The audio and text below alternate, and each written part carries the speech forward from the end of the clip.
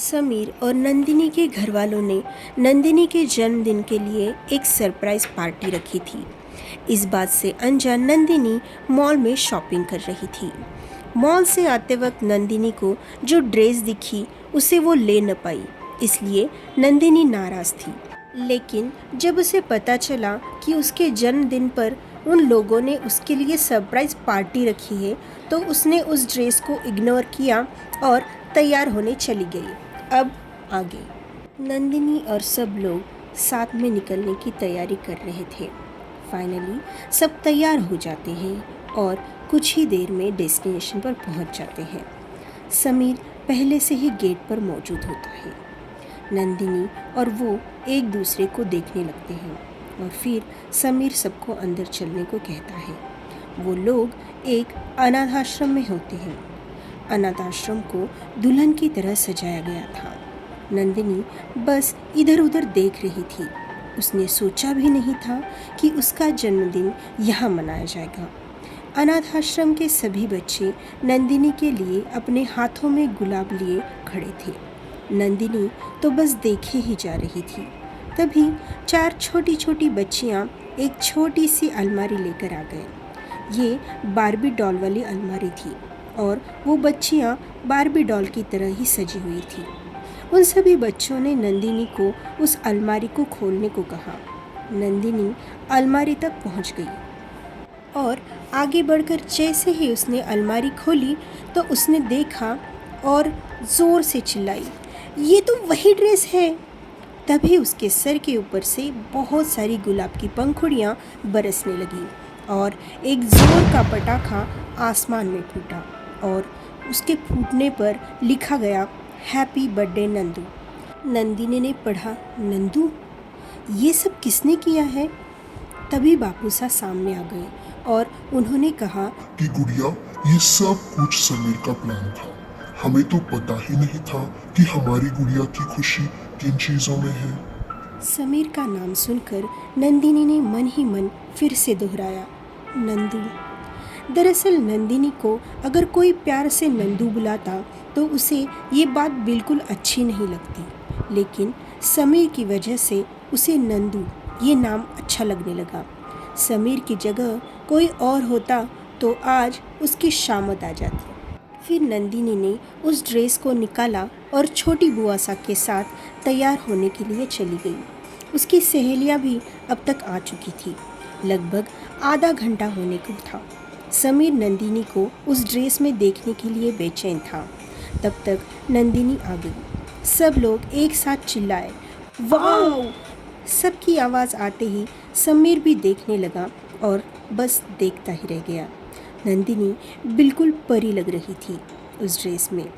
अब हाथ में गुलाब पकड़े हुए बच्चे नंदिनी के सामने आ गए और एक एक करके उसे गुलाब देने लगे। नंदिनी की तो आँख से खुशी के आंसू झलकने लगे।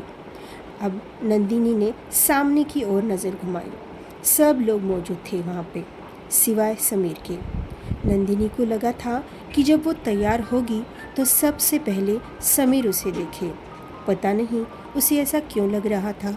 फिर भी नंदिनी की आंखें अब समीर को ढूंढने में व्यस्त हो गई। मामा सा ने देख लिया कि नंदिनी की नज़र किसी को ढूंढ रही है। तब तक छोटी बुआ सा का बेटा राजवीर ज़ोर से चिल्लाया, अरे समीर भैया, आप तो राजकुमार ही लग रहे हो। नंदिनी ने उस तरफ देखा और बस देखती ही रह गई। समीर सच में राजकुमार ही लग रहा था।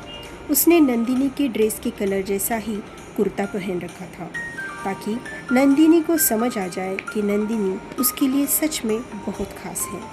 नंदिनी की सहेलियाँ आशा और गीता दोनों उसके पास आ गई और धीरे से कहने लगी, यार नंदिनी, ये समीर सच में कितना हैंडसम है।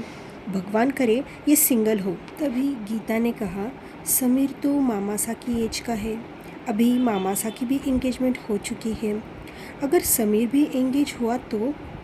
आशा की बात सुन के पहले तो नंदिनी खुश हो रही थी, लेकिन गीता की बात ने नंदिनी को एकदम से डरा दिया।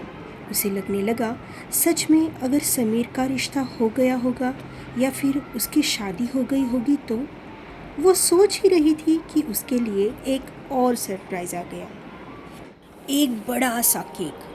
केक को देखते ही सब बच्चे चिल्लाने लगे। नंदिनी एकदम से अपनी सोच से बाहर आ गई और उन अनाथ बच्चों की खुशी को देखकर उसने उन विचारों को अभी के लिए अपने आप से दूर किया और उन बच्चों के साथ वो भी बच्ची बन गई और चिल्लाने लगी। फिर सब बच्चों को साथ लेकर ही उसने केक काटा। समीर एकटक उसकी खुशी, उसकी अदा, उसकी हंसी को देखे जा रहा था। नंदिनी और उसकी एक बार आंख मिल गई, लेकिन नंदिनी ने झट से नज़र दूसरी ओर कर ली। समीर को ये बहुत अजीब लगा। वो फिर से एक बार नंदिनी को देखने लगा, लेकिन नंदिनी उसे इग्नोर कर रही थी। ये बात उसे समझ आ गई। उसने सहेलियों को पूछने का सोचा, लेकिन उसकी सहेलियां उसी के इर्द गिर्द घूम रही थी। वो भला कैसे पूछता? सब लोग पार्टी एंजॉय कर रहे थे। नंदिनी अब सबके साथ मिलकर जूस पी रही थी। अचानक से गीता का हाथ नंदिनी के जूस के ग्लास को लग गया और थोड़ा सा जूस उसके ड्रेस पर गिर गया। नंदिनी जोर से चिल्लाई, क्या यार गीता, मेरी ड्रेस खराब कर दी तूने। गीता ने उसे सॉरी कहा। नंदिनी उसको इग्नोर करके वॉशरूम की तरफ चली गई। समीर भी वहीं पर था। दरअसल समीर ने ही गीता को धक्का दिया था। समीर ने जो सोचा था वो हो गया, इसलिए समीर नंदिनी के पीछे भाग कर गया। नंदिनी वॉशरूम में अकेली है ये कंफर्म करने के बाद ही समीर अंदर चला गया। नंदिनी अंदर गुस्से में बड़बड़ा रही थी। गुस्से में वो और भी खूबसूरत लग रही थी। उसने अपने ड्रेस पर लगे जूस के दाग को अच्छे से धो दिया और पीछे मुड़ी तो सामने समीर खड़ा था, जो उसे ही देखे जा रहा था। एकदम से वो रुक गई। फिर सहेलियों की बातें याद आ गई तो झट से जाने लगी। तभी समीर उसके सामने आ गया। उसने कहा, नंदू, क्या तुम मुझे इग्नोर कर रही हो? उसके मुंह से नंदू ये नाम सुनकर नंदिनी के चेहरे पर मुस्कान छा गई, लेकिन दूसरे ही पल वो बोली, इस नाम से बुलाने वाले लोगों का मुझे बड़ा गुस्सा आता है। ये बोलकर वो जाने लगी।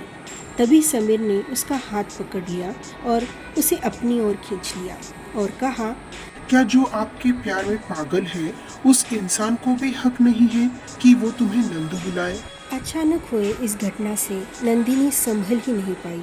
वो तो बड़ी बड़ी आंखों से समीर को देखे जा रही थी। समीर ने क्या कहा उसे कुछ समझ ही नहीं आया। वो पूरी तरह से उसकी बुरी आंखों में खो गई।